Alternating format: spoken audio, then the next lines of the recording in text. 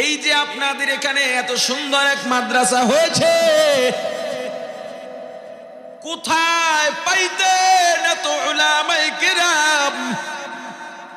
কোথায় কবে মিলতো পীর সাহেব চরমনাইকে এই ময়দানে, এই জায়গায়? এত সুন্দর একটা ব্যবস্থাপনা আপনাদেরই করা দরকার ছিল, আপনারা করেন নাই। কুয়াকাটার সন্তান এসে আপনার এলাকায় বাড়ি বানাইলেন, মাদ্রাসা বানাইলেন, তার উসিলায় এলাকায় উলামায়ে কেরাম আসেন, বুজুর্গানে দিন আসেন। আপনি হাজার সাধনা করেও এমন একটা মিলন মেলা ঘটাইতে পারতেন না। কি মনে হয় আপনারা আইতেন? জামিয়া তালিমিয়া ছাড়া মাহফিল কি আরো হয় না? কথা কয় না।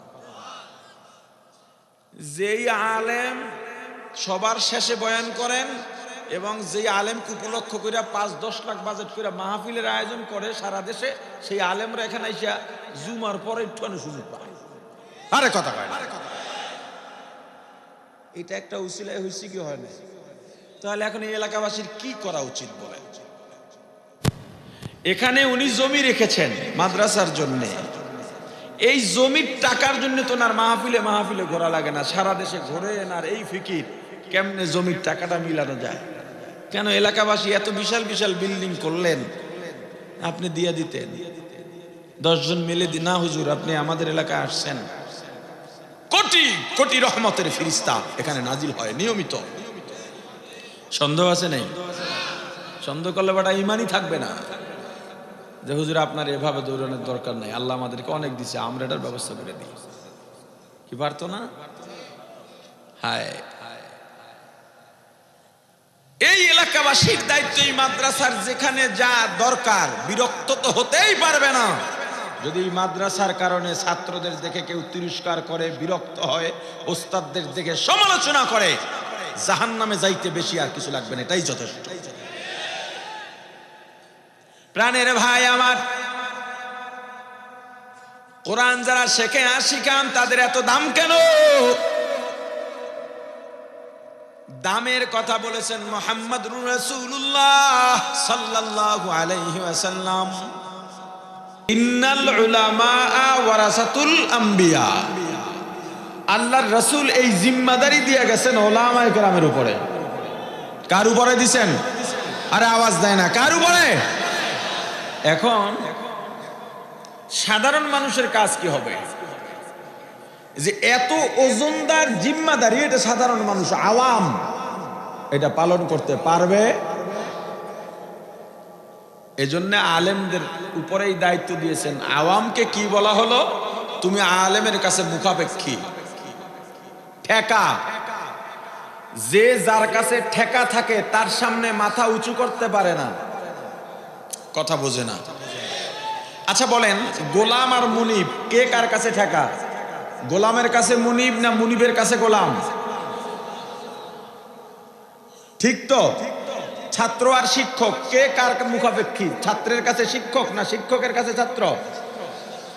বাবা সন্তান কে কার কাছে ঠেকা? বাবার কাছে সন্তান না সন্তানের কাছে বাবা? জোরে বলেন না। তো যার কাছে যে ঠেকা থাকে তার সামনে মাথা উঁচু করা যায় না। আল্লাহ আর বান্দা, মাবুদ আর আবেদ, এই আল্লাহর কাছে বান্দা ঠেকা না বান্দার কাছে আল্লাহ ঠেকা?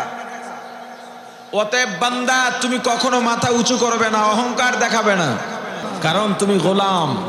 মুনিব তোমার ছায়া। ঠিক তদ্রুপ ভাবে আলেম আর আওয়াম, আওয়াম বুঝেন তো? কথা কয় না। আলেম আর আওয়াম কে কার কাছে ঠেকা? আলেম আওয়ামের কাছে না আওয়াম আওয়াম আলেমের কাছে? অতএব আওয়াম তুমি আলেমের সামনে মাথা উঁচু করে কথা বলবে না। কিন্তু অবস্থাটা কি হয় দেখেন, অবস্থাটা কি হয়। ফাঁকে আর একটা কথা বলি, আপনি রোগী ডাক্তারের কাছে গিয়েছেন, ডাক্তার আপনাকে প্রেসক্রিপশন দিলেন, আপনি কি কখনো বলেছেন এই ডাক্তার এই ওষুধ দিলা কেন? বলছেন? বরং টাকা দিয়ে তারপরে প্রেসক্রিপশন আনছেন। আপনি কি করলেন? প্রেসক্রিপশন নিয়ে ফার্মেসিতে চলে গেলেন। এ ডাক্তার ভাই ফার্মেসিওয়ালা দেখো তো কোন দিনের ওষুধ। ওষুধ দিল, দেখলেন এই যে 7 দিন 21 দিন 1 মাস, ফুল কোর্স দাও, ফুল কোর্স দিয়া দিল। আপনি কি ফার্মেসিওয়ালাকে বলছেন এ ভাই তুমি এই ওষুধ দিলা কেন? কথার জবাব দেন। আরে আজব ব্যাপার, ক্লান্ত হয়ে গেছেন। 1 মাস ওষুধ খাইছেন, ভালো হন নাই, এরকম রেকর্ড আছে না? এই যে ভালো হইলেন না, এরপর ডাক্তারকে মারতে গেছেন, ফার্মেসিওয়ালাকে মারতে গেছেন, কি করলেন? আরেক ডাক্তারের কাছে গেছেন। কেন? আপনি রোগী, আপনার রোগ ভালো হওয়া দরকার। আপনি বিল্ডিং বানাবেন, ইঞ্জিনিয়ারের দ্বারস্থ হলেন, ইঞ্জিনিয়ার ডিজিটাল সার্ভে প্রথম মাপ দিল, এরপরে সয়েল টেস্ট করলো, আপনার জন্য একটা ডিজাইন দাঁড় করালো, লেআউট আপনার হাতে, রাজমিস্ত্রি ডাকলেন, বললেন ইঞ্জিনিয়ারের যে ডিজাইন এই অনুযায়ী কাজ করবা, এর ব্যতিক্রম হতে পারবে না। যদি কোনো মতে রাজমিস্ত্রি বলে রড 2টা দরকার নাই, 2টা কমায় দিই, তখন আপনি বলেন তোর মতো মিস্ত্রি দরকার নাই, ইঞ্জিনিয়ার যেমনি বলছে বাইরে যেতে পারবে না। কথা বলে না। আপনি ডাক্তারের বিরুদ্ধে বললেন না, ইঞ্জিনিয়ারের বিরুদ্ধে বললেন না, কারণ কি? কারণ আপনি ডাক্তার না, আপনি ইঞ্জিনিয়ার না। ডাক্তার না বলে ডাক্তারের বিরোধিতা করেন নাই, ভুল ধরেন নাই। ইঞ্জিনিয়ার না বলে ইঞ্জিনিয়ারের ভুল ধরেন নাই। কিন্তু আশ্চর্য ব্যাপার হলো আপনি কোরআন জানেন না, হাদিস জানেন না, কেরাত জানেন না, আপনি তেলাওয়াত জানেন না, মাসআলা জানেন না, বিধান জানেন না, শরিয়া জানেন না, কিন্তু আপনি আলেমের বিরুদ্ধে কথা বলেন। ব্যাপারটা কি? কথা কয় না। ব্যাপারটা কি? তুমি রুহের রোগী, আলেম তোমার ডাক্তার, তোমাকে যেই প্রেসক্রিপশন দেবে ওইটাই তুমি খাবা বিনা বাক্যে। যদি দেখো ভালো হও না, আরেক আলেমের কাছে যাও, তবু আলেমের বিরুদ্ধে বলা যাবে না। দ্বিতীয় পাঠ, ডাক্তারের কাছে আপনি প্রেসক্রিপশন আনছেন, আপনি ডাক্তার না, তবুও যদি ভুল ধরেন, কথার কথা না, প্যারাসিটামল ডাক্তার তো সবাই, তো আপনি বললেন যে এ ডাক্তার ওষুধ কেন দিলেন, কাটেন, কথার কথা। এতে আপনি ওষুধ উল্টা পাল্টা খাইয়া শরীর একটু খারাপ হতে পারে, কিন্তু গুনাহ হবে না। ইঞ্জিনিয়ার আপনাকে ডিজাইন দিয়েছে এই পিলারে 10টা রড লাগবে, 400 300 এত এত, এই 500 মিলায়া লাগবে। আপনি ইঞ্জিনিয়ারের ভুল ধরলেন, আপনি 2টা রড কেটে ফেললেন, না 2টা লাগবে না, আমি 8টা রড দেব। এতে আপনার ঘরের পিলার একটু দুর্বল হতে পারে, কিন্তু আপনার গুনাহ হবে না। কথা বলে না। কি হবে না? কিন্তু আপনি আলেমের ভুল ধরলে গুনাহ হবে। কথা বলে না। কি হবে? গুনাহ হবে। তা আলেমের মর্যাদা কতটুকু, এটা কোনো সীমা নাই।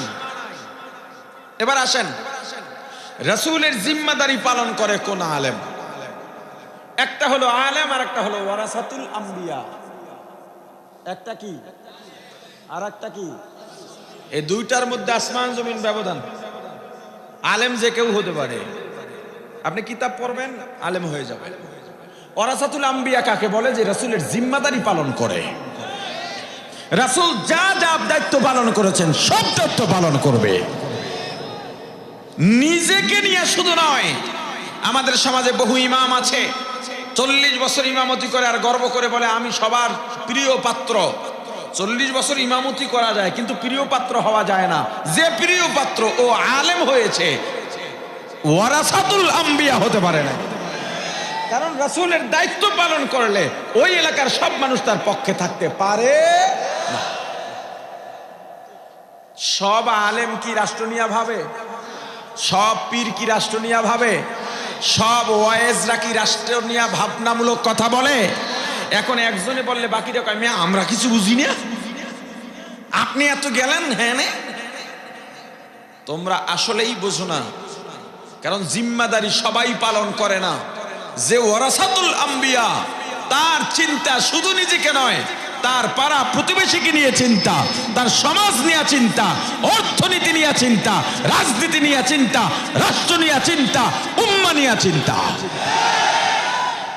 এবার দেখেন, আপনি আলেম না, তবু আলেমের বিরুদ্ধে বলেন। এরপর আলেম আপনাকে কিছু বলেন, আর আপনি বলেন কেন? হুজুর কিছু বলে না কেন? রাসূলের জিম্মাদারি পালন করে এই জন্যে। আলেম আপনাকে কিছু বলে না, আপনি আপনার দলের বিরুদ্ধে বললি আর এক দল আপনারে মারতে যায়, কথা কয় না। এই ফ্যাসিস্টের সময় নিজেরা নিজেদের হাতে শত শত মারা গেছে, আর এই 5 তারিখের পর থেকে পর্যন্ত বিএনপির হাতে 200-র উপরে মারা গেছে। কিন্তু আলেমের বিরুদ্ধে বললে আপনি, আলেম আপনাকে মারতে যায় না। কেন জানেন? উম্মার প্রতি, আপনার প্রতি আলেমদের কলিজা ভরা দয়া আর মায়া আর ভালোবাসা। এই ভালোবাসা কোথায় পেলেন তারা? আমার রাসূল ছিলেন মায়ার নবী, দয়ার নবী। যারা রাসূলের জিম্মাদারি পালন করে ওই দয়ার ভাগও তারা পাইছেন। দেখেন আমার রাসূল কতটা দয়াবান। আমার রাসূল যখন তায়েফে গেলেন, কি কষ্ট, ইতিহাসের শ্রেষ্ঠ নির্যাতন ছিল সেটা। এত নির্যাতন কোন মানুষকে কোন মানুষ এই পৃথিবীতে করেনি, এত রক্ত কোন মানুষের আর কোনদিন ঝরেনি, এত নির্দয় আচরণ এর শিকার আর কোনদিন কোন মানুষ হয় নাই। আমার রাসূল তায়েফে গেলেন, চিন্তা করে গেছেন তায়েফের সঙ্গে আমার রাসূলের 2টা সম্পর্ক। একটা হলো দুধ মায়ের সম্পর্ক, আর একটা হলো শ্বশুর বাড়ির সম্পর্ক। তা রাসূল চিন্তা করলেন, আমি যদি তায়েফে গিয়া দাওয়াত দিই তাহলে হয়তো এই সূত্রে কেউ কেউ আমার কথা মানতে পারে। আচ্ছা এবার আমাকে বলেন, রাসূলের তায়েফ যাওয়ার কি প্রয়োজন ছিল? মক্কা থেকে তায়েফ 70 থেকে 80 কিলো দূরত্ব, এবং পুরো জায়গাটা মক্কা থেকে উঁচা, 6000 ফিট উঁচা। মক্কা থেকে তায়েফ 6000 ফিট উঁচা। নরমাল গাড়ি গেলে মাঝে মাঝে হিট হয়ে যায়, গরম হয়ে যায়। 4 হুইল গাড়ি সহজে যাইতে পারে, এসি গাড়ি এই মাঝে মাঝে এসি বন্ধ করে দেয়। আল্লাহ রাসূলের কি দরকার ছিল? রাসূলের তো সামনের পেছনের সব গুনাহ মাফ। ওই যে জিম্মাদারি। আপনি যে বলেন হুজুর আপনার দরকার কি, এটার উত্তর রাসূল তায়েফে গেছেন, তার দরকার কি? এখন তো রাস্তা আছে, তখন তো রাস্তা ছিল না। অনেক কষ্ট করে একজন ব্যক্তি সাথে নিয়ে গেছেন, হযরত যায়েদ রাদিয়াল্লাহু তাআলা, আল্লাহ রাসূলের আযাদকৃত গোলাম। 3 দিন মতান্তরে 10 দিন আমার রাসূল কিছু বলেন নাই, কোনো দাওয়াত দেন নাই। হায় নবীজি সেদিন কত আঘাত সহিলেন, হয়ে অসহায়। তায়েফের প্রান্তরে নবীজি যেদিন দিনের দাওয়াত দিতে যান, যায়েদকে সাথে নিলেন, 3টে দিন দাওয়াত দিলেন। একটা কাফের দিন করলো না কবুল, যায়েদকে সাথে নিলেন, 3টে দিন দাওয়াত দিলেন।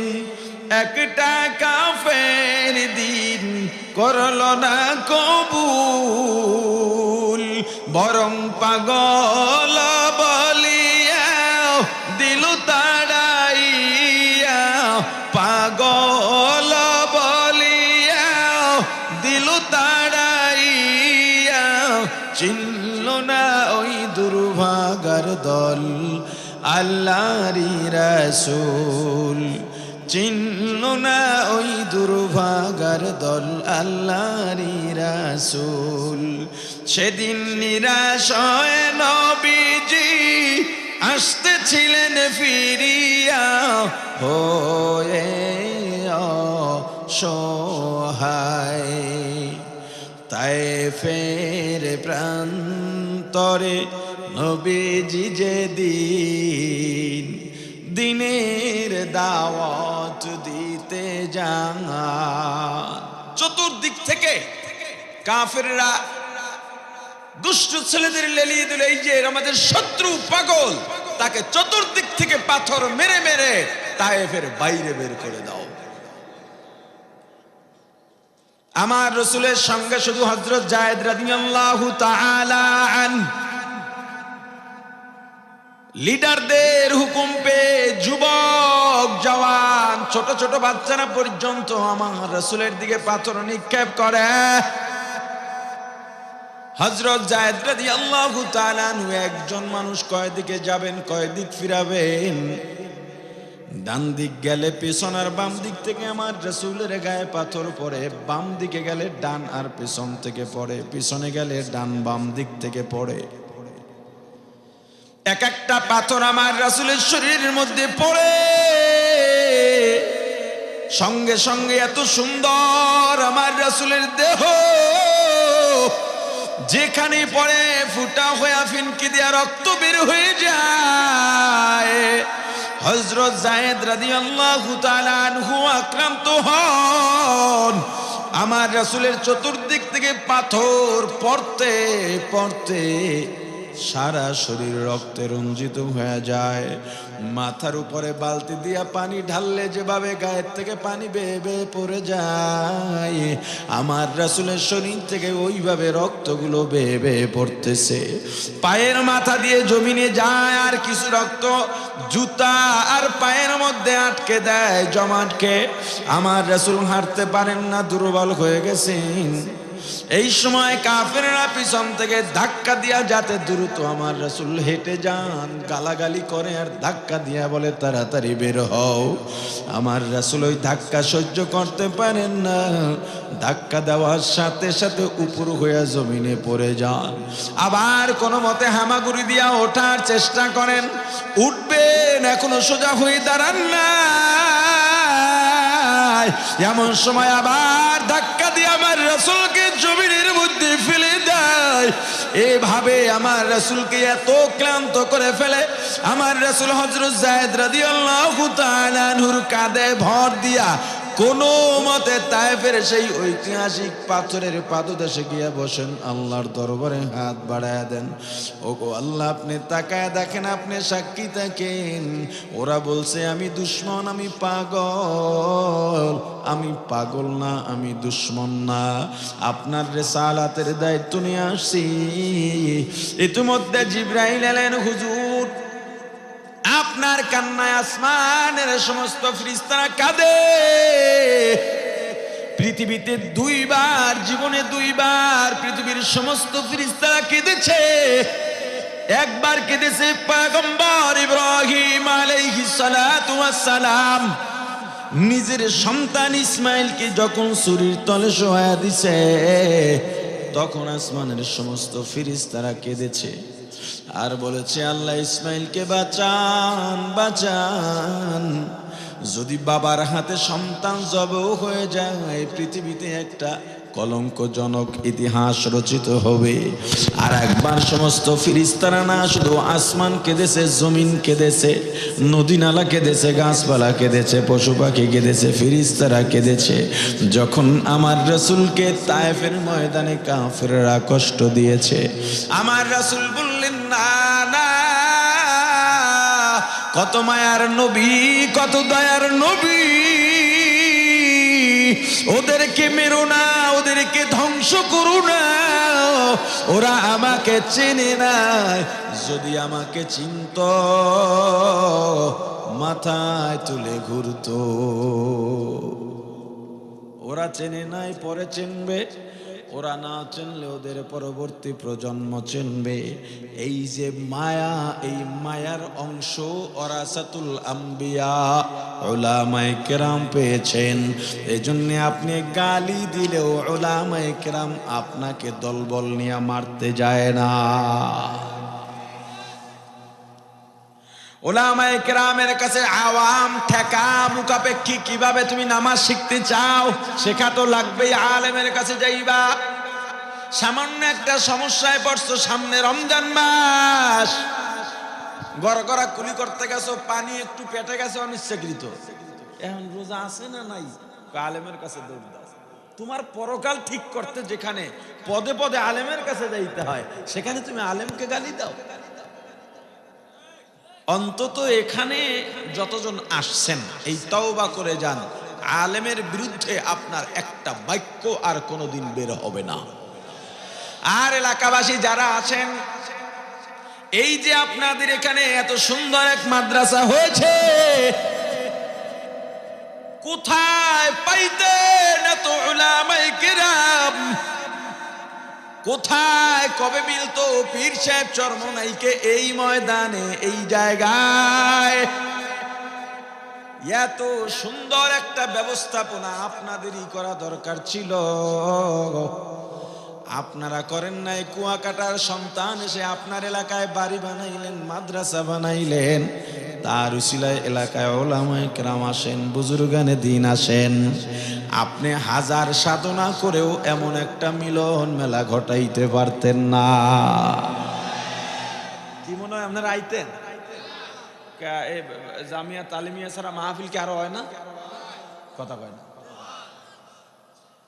যেই আলেম সবার শেষে বয়ান করেন এবং যেই আলেম উপলক্ষ করে ৫-১০ লাখ বাজেট করে মাহফিলের আয়োজন করে সারা দেশে, সেই আলেমরা এখানে আইসা জুমার পরে একটু সুযোগ পায়। আরে কথা কয় না। এটা একটা উসিলায় হয়েছে কি হয় না? তাহলে এখন এই এলাকাবাসীর কি করা উচিত বলেন? এখানে উনি জমি রেখেছেন মাদ্রাসার জন্য, এই জমির টাকার জন্য তো না মাহফিলে মাহফিলে ঘোরা লাগে না, সারা দেশে ঘোরেন আর এই ফিকির কেমনে জমির টাকাটা মিলানো যায়। কেন এলাকাবাসী এত বিশাল বিশাল বিল্ডিং করলেন, আপনি দিয়ে দিতেন।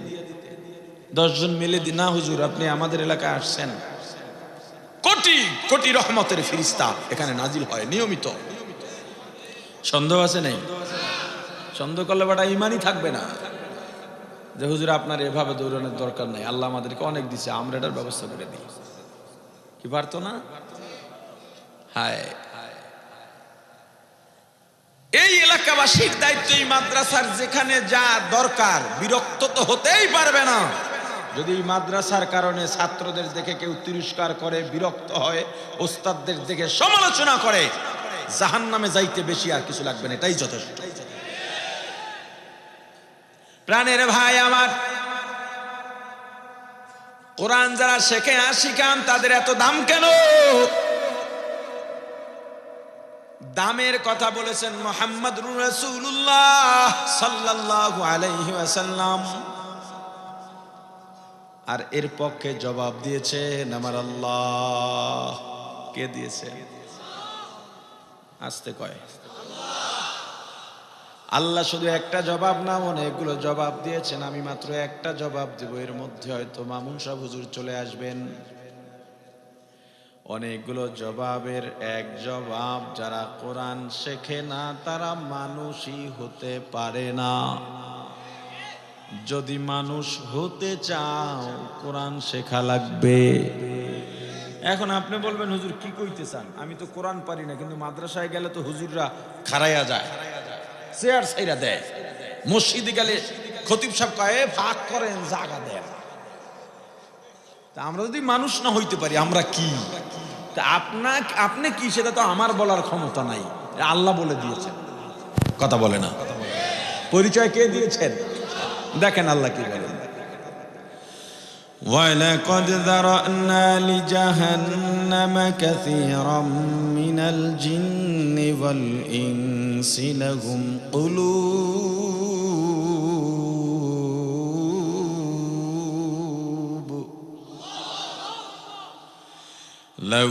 قُلُوبٌ لَا يَفْقَهُونَ بِهَا وَلَهُمْ أَعْيُنٌ لَا يُبْصِرُونَ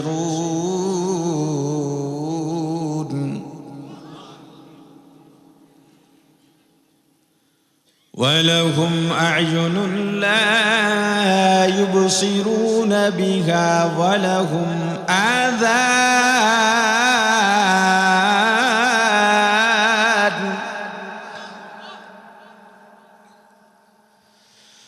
وَلَهُمْ آذان لا يسمعون بها أولئك كالأنعام গর্ব সূরাত আদমি ইনসা বুদে, গর্ব সূরাত আদমি ইনসা বুদে, আহমদ আবু জাহল হামে কে সাবুদে।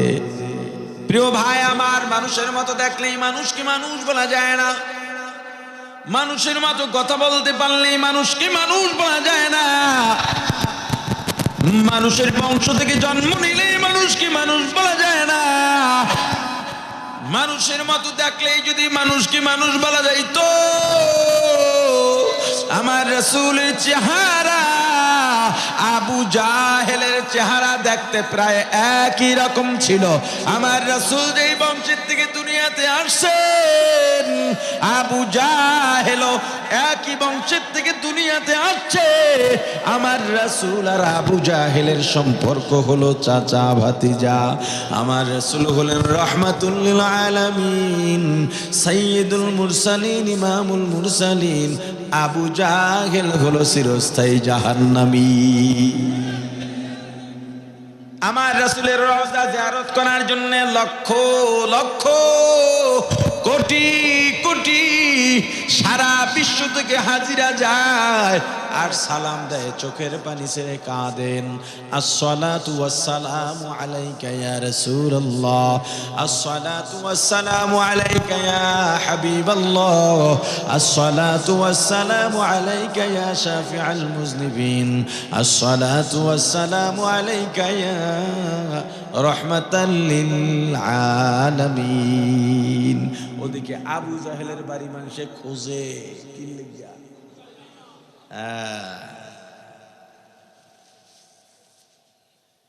কোরআন যারা শেখে না তারা মানুষই হতে পারে না। তাদের পরিচয় কি? কোরআন শিখে মানুষ মানুষ হয় সেটা পরে বলি, তার আগে বলি তারা কি আল্লাহ পরিচয় দিয়া বলেন ওয়ালাকাদ দারানা লিজাহান্নামা কাসীরা। আল্লাহ বলেন আমি আল্লাহ অধিকাংশের জন্য জাহান্নাম বানিয়েছি। অধিকাংশ যারা জাহান্নামে যাবে তারা কারা? মিনাল জিন্নি, জিনদের মধ্য থেকে বেশিরভাগ জিন যাবে জাহান্নামে।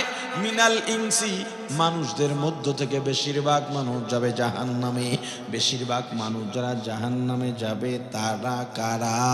আল্লাহ আয়াতের শেষ দিকে পরিচয় দিয়া বলেন উলাইকা কাল আনআম, ওরা চতুষ্পদ জানোয়ারের মতো।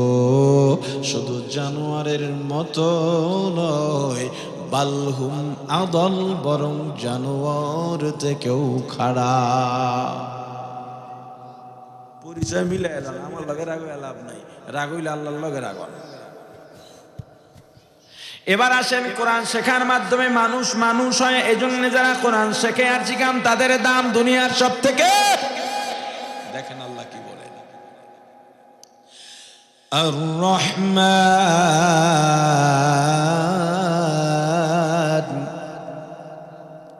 আল্লামাল কুরআন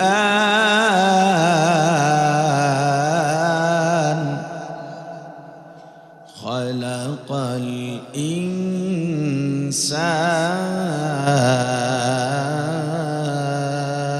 ইনসান।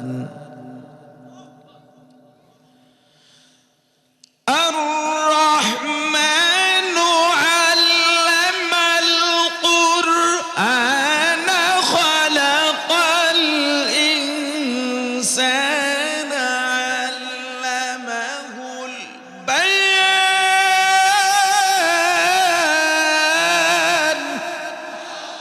আর রহমান দয়াময় আল্লাহ, আল্লামাল কুরআন যিনি কোরআন শিক্ষা দিয়েছেন, খালাকাল ইনসান যেই আল্লাহ মানুষ সৃষ্টি করেছেন।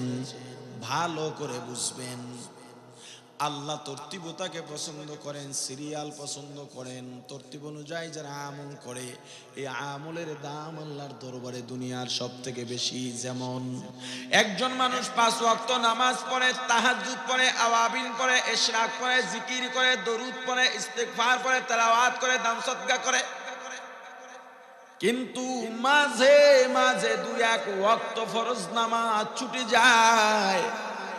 আর একজন ব্যক্তি তাহাজ্জুদ পড়ে না, আওয়াবিন পড়ে না, ইশরাক পড়ে না, চাষ পড়ে না, দরুদও বেশি পড়তে পারে না, জিকিরও বেশি করতে পারে না, তেলাওয়াতও বেশি করতে পারে না, কিন্তু কোনো দিন ফরজ নামাজ কাজা করে না, ওয়াজিব নামাজ কাজা করে না, ধারাবাহিক আছে। ওই তাহাজ্জুদ গুজারি নামাজ কাজা করনেওয়ালা তাহাজ্জুদ গুজারির আমলের থেকে বিনা তাহাজ্জুদের ফরজ ওয়াজিবের তরতিব রক্ষা করা ব্যক্তির দাম আল্লাহর দরবারে বেশি। এজন্য আল্লাহ তরতিবতাকে পছন্দ করেন। আল্লাহর তরতিব কত সুন্দর! যদি দেখতে চাও একটা মানুষের দিকে তাকাও, দেখো মাথার তরতিব যেখানে দরকার আল্লাহ সেখানেই মাথা দিয়েছেন, যেখানে চোখ, যেখানে নাক, যেখানে মুখ, যেখানে যেই তরতিব দরকার দিয়েছেন। বলেন মুখ সামনে না হয়ে মাথার পিছু হইলে কেমন? কথা কয় না, ভালো হইতো। ঠিক তদ্রুপ ভাবে কোরআনকেও আল্লাহ তরতিব অনুযায়ী সাজাইছেন, কোনো ভুল নাই, লা রাইবা ফি, কোনো ভুল নাই, কোনো ছন্দ পতন কোরআনে নাই। কিন্তু আল্লাহ কি বললেন সূরাতুর রহমানের মধ্যে দেখেন, বলেন আগে আমরা দুনিয়াতে জন্মাইছি না মক্তবে ভর্তি হইছি? কথা কয় না। তাহলে তরতিব কি? আগে জন্ম পরে মক্তব, আগে জন্ম পরে মাদ্রাসা, আগে জন্ম পরে স্কুল। কিন্তু আল্লাহ বললেন আনার রহমান, আমি দয়াময় আল্লাহ। এরপরে বলছেন আল্লামতুল কুরআন, আমি আল্লাহ কোরআন শিক্ষা দিয়েছি। তারপরে বলেছেন খলাকতুল ইনসান, মানুষ সৃষ্টি করেছি। আবার বলেন মানুষের সৃষ্টি আগে না কোরআনের শিক্ষা আগে? কথা কয় না দূর। কিন্তু আল্লাহ এখানে কি বললেন? আগে কি কোরআনের শিক্ষা করেছে না মানুষ? উল্টো হয়ে গেছে না? আগে বলে মানুষ করছে। দিককে আমি আর আইলাম না, আপনি আর আইলাম। হ্যাঁ হ্যাঁ, কি অবস্থা! শ্বশুরের জ্বর আইছে, জ্বর, জামাই শুই না ফল টল নিয়ে গেছে শ্বশুরের দেখতে। তো জামাই শ্বশুরের মাথার পাশে বসে মাথায় হাত দিয়ে ডলে আর কয়, হুজুর বাবা ভয় পায় না, সব ঠিক হয়ে যাবে। খুব বেশি খারাপ লাগে, বেশি কষ্ট হয়? কয় ভাই রে, শরীরটা বেশি খারাপ। শাশুড়ি ভিতর থেকে শুনছে, কি রে জামাই রে ভাই কইতেছে, সর্বনাশ, নেগেটিভ পজিটিভ তাউলিয়া যাইতেছে। দৌড়ে আসছে, তুমি কারে ভাই কয়? জামাই। আরে মা আমার হুশ নাই। আপনাকে কি হুশ যদি হারায় যান, জাগনা আছেন না ঘুমান না? আরে কথা কয় না। আল্লাহ কবুল করেন। আরো জোরে, খুশি না বেজার? আওয়াজ জোরে হবে, খুশি না বেজার? কারা কারা খুশি না দুই হাত তোলেন।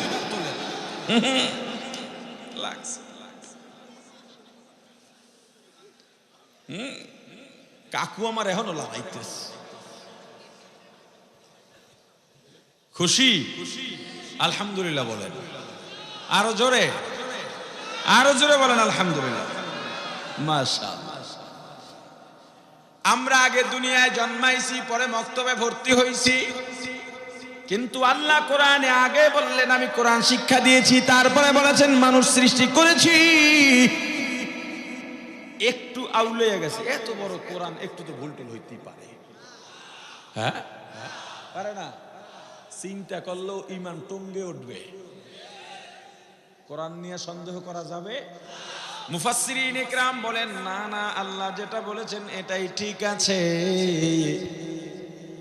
এখানে ছন্দ পতন হয় নাই, তরতিবের পরিপন্থীও হয় নাই। যদি জানতে চাও, যদি বুঝতে চাও, জানতে হবে দুনিয়ায় মানুষ হলো দুই প্রকার। কয় প্রকার?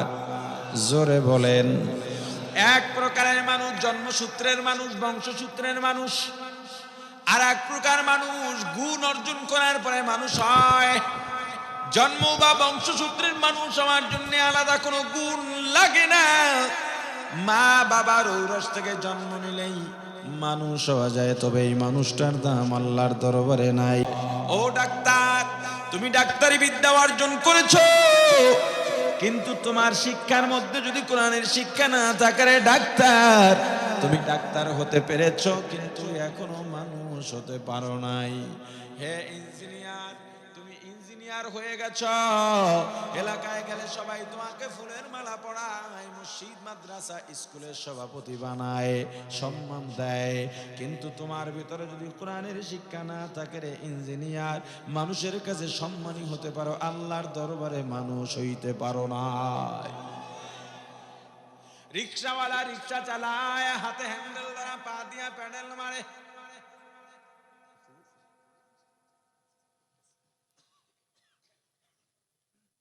পিছে উঠছে মাতবর একজন মহাজন, কিন্তু রিক্সাওয়ালার জবানের মধ্যে জিকির এমন রিক্সাওয়ালা আছে না নাই? গিয়া থামছে, মহাজন জিগা, এই মোল্লা, মোল্লা মুন্সি মৌলবি এটা সম্মানজনক শব্দ, কিন্তু আমাদের দেশে এইগুলা সম্মানের জন্য বলে না, তিরস্কার করে বলে। এজন্য আমি বলি হুজুরদেরকে মোল্লা মুন্সি মৌলবি বলা যাবে না, ভাই ডাকো, না হয় হুজুর ডাকো, পছন্দ না হইলে আব্বা কও। তবুও যতদিন মোল্লা মুন্সি মৌলবি এই দেশে সম্মানের জায়গায় না বুঝবে, তিরস্কার মুছে সম্মানের স্থানে না বুঝবে, এটা বলে ডাকা যাবে না। ভাড়া দেবে আর জিগা, এ ছেলে মেয়ে কয়জন? কয় আমার দুইটা ছেলে, দোয়া করবেন। বড় ছেলে তালিমিয়ায় হেফজু শেষ করে শুনায়, ছোট ছেলের 20 পারা হয়ে গেছে, মহাজনের জিব্বা 3 হাত বাইরেছে, মাথায় হাত, করছোটা কি? নিজেও তো রিক্সা চালাইলি, জীবনটা তো শেষ, পোলা দুইটা দিলি মাদ্রাসায়। বেচারার মনে কষ্ট লাগলো, কইলাম কি চাইলাম কি আর কইল, মনে খুব কষ্ট লাগছে। আস্তে আস্তে করে জিজ্ঞেস করে, মহাজন আপনার ছেলে মেয়ে কয়টা? কয় আমার 5 ছেলে, একটা ডাক্তার, একটা ইঞ্জিনিয়ার, একটা পাইলট, একটা বিজনেসম্যান, আর একটা রাজনীতি করে। কিজনীতি করে? রাজনীতি। কইটা করলে কি হয়? কয় রাইতের ভোটের সিজন, যদি চেয়ারম্যান বানাইতে পারি এমপির পদ খোলা, যদি এমপি হইতে পারে চেয়ারম্যানের, মন্ত্রীর পদ খোলা। কয় মন্ত্রী হলে কি হবে? উপরে যত যাওয়া যায়, চুরি তত ভালো করা যায়। রিক্সাওয়ালা গরিব মানুষ ডাক দিয়ে বলে, মহাজন আপনার 5 ছেলেই তো এস্টাবলিশ, কিন্তু আমি জানতে চাই আপনি মারা যাওয়ার পর আপনার জানাজা পড়াবার মতো যোগ্যতা সম্পন্ন কোন সন্তান আছেনি? এবার মহাজনের মাথা নিচু হয়ে গেছে। এ বেটা ফকির, যা, তোর ভাড়া লাগবে না। আমার রাসূল বলেছেন, যাদের মধ্যে দিন নাই, যারা দিন জানে না, কোরআন জানে না, মুমিন হইতে পারে নাই, আল্লাহর ভালোবাসা নাই, ওরা দুনিয়ারও গরিব, পরকালেরও গরিব। প্রাণের ভাই আমার, সন্তান তো পশু জন্ম দিতে পারে, মানুষ বানাতে পারে কয়জন? এজন্য এলাকার ভাই ও পর্দালের মা বোনেরা, এত সুন্দর এক মাদ্রাসা তোমার দরজায়, তোমার সন্তানকে দিন শিখাও। যদি তুমি ডাক্তার বানাইতে চাও বানাও, ইঞ্জিনিয়ার বানাইতে চাইলেও বানাও, প্রাথমিক শিক্ষা মাদ্রাসায় দাও। তলাবুল ইলমি ফারিদাতুন আলা কুল্লি মুসলিমের হক আদায় করো। মাদ্রাসার নুরানি বিভাগে যদি তোমার সন্তানকে পাঠাও, 5 বছর পড়বে, ষষ্ঠ শ্রেণীতে গিয়া স্কুলে ভর্তি হবে, কোনো লস নাই।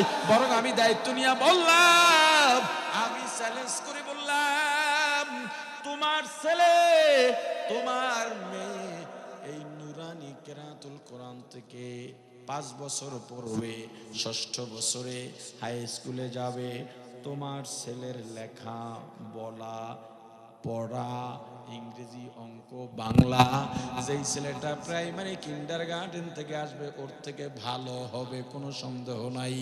ফাঁকে বাড়তি হবে, তোমার ছেলে হবে বিনয়ী, ভদ্র, কোরআন জানবে, হাদিস জানবে।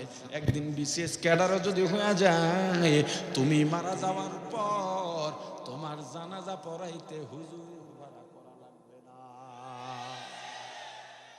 আলেম বানাইতে বলি না, সবার আলেম হওয়া জরুরি না। আল্লাহ যাদেরকে আলেম বানাইবেন, রহমত দয়া করবেন, তারা হবে। কিন্তু মুসলমান সবার হওয়া লাগবে কি লাগবে না? মুসলমান হওয়ার জন্য যতটুকু ইলম আছে, এই ফরজ ইলম আছে, জানা দরকার, ফরজ, এতটুকু শেখা লাগবে কি লাগবে না?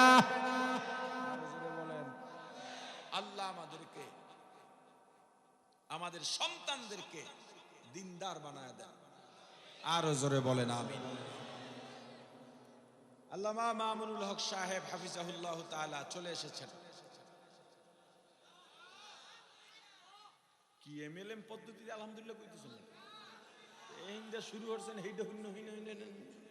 সবাই এক আওয়াজে সবাই বলেন আরো জোরে আলহামদুলিল্লাহ। মামুন সাহেবের পরে বড় ভাই বয়ান করে আখেরি মোনাজাত দেবেন, আমরা সবাই দোয়া করে যাব। আমি যতটুকু আলোচনা করেছি, আলোচনায় যত ভুল আমার ভুলগুলো ক্ষমা করে আল্লাহ তাআলা আলোচনার উপর আমাদেরকে আমল করার তৌফিক দান করেন। সুবহানাল্লাহি বিহামদিহি সুবহানাকাল্লাহুম্মা ওয়া বিহামদিকা আশহাদু আল্লা ইলাহা ইল্লা আনতা আস্তাগফিরুকা ওয়া আতুবু ইলাইক। আসসালামু আলাইকুম ওয়া রাহমাতুল্লাহ।